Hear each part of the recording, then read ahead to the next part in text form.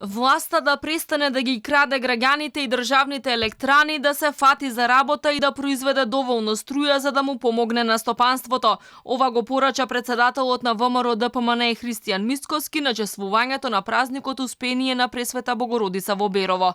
Крајно време е според него да се интервенира, бидејќи бизнисите во сите други држави во регионот имаат пониски сметки за струја и се поконкурентни од нашите. Јас не очекувам од надлежните да излезат и да признаат дека ги крадат граѓаните и дека се неспособни, односно дека не знаат да го управуваат електроенергетскиот систем, но вистината е таа дека македонските бизнисмени, според Евростат, не според ВМРО ДПМН, во втората половина од 2021 година плаќаат и двојно повисока цена за струјата од нивните колеги, например, во Косово.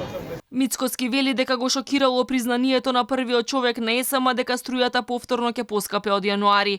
Алармира дека и покрај поскапувањето на струјата за 7,4% во просек, голем дел од граѓаните добиле двојно повисоки сметки. Смета дека е крајно време да им се помогне на сите, бидејќи Македонија била убедливо најсиромашната држава на Балканот. Се зафата за работа да престанат да го крадат елем, поранешно денешно ЕСМ да престанат да ги крадат граѓаните и да му овозможат на бизнисот и стопанството во овие тешки времења да преживеат.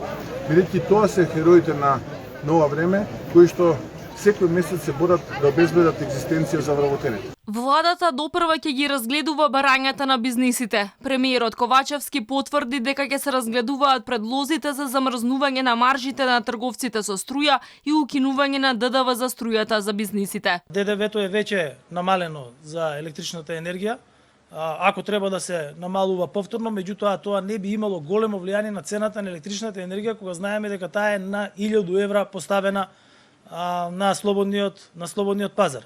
Што се однесува до маржите на трговците со електрична енергија, првин треба да се направи анализа и тоа од страна на регулаторната комисија да видиме колку се големи тие маржи и дали воопшто има маржи на овие цени на електрична енергија. Апелите на бизнисите дека им треба итна помош за справување со превисоките сметки за струја засега не наидува на реакција од надлежните. Предлозите на бизнисот повеќе од еден месец стојат во фиоките на економските министри, а конкретни мерки нема. Министерот за финансии Бесими, наместо да излезе со конкретна помош за фирмите, пред неколку недели ги шокираше дека планира повеќе да ги оптовари со давачки. По најавената даночна реформа имаше низа негативни реакции од експертската јавност, но се чини наместо да се бори со сивата економија, реши да им земе повеќе на оние што уредно си ги плаќаат давачките. Во јавноста ретко се појавува, ама затоа пак редовно пишува колумни секоја недела. Така и овој пат призна дека цената на струјата руши рекорди на светските берзи и дека надмина и 800 евра за мегават час на француската берза. Бесими во колумната пишува дека субвенциите и откажувањето од давачките не биле доволни. По кој знае кој пат им порача на граѓаните и фирмите дека просторот во буџетот е ограничен и дека сите морале да штедат струја. Бизнисите револтирани откако надлежните им порачаа да штедат.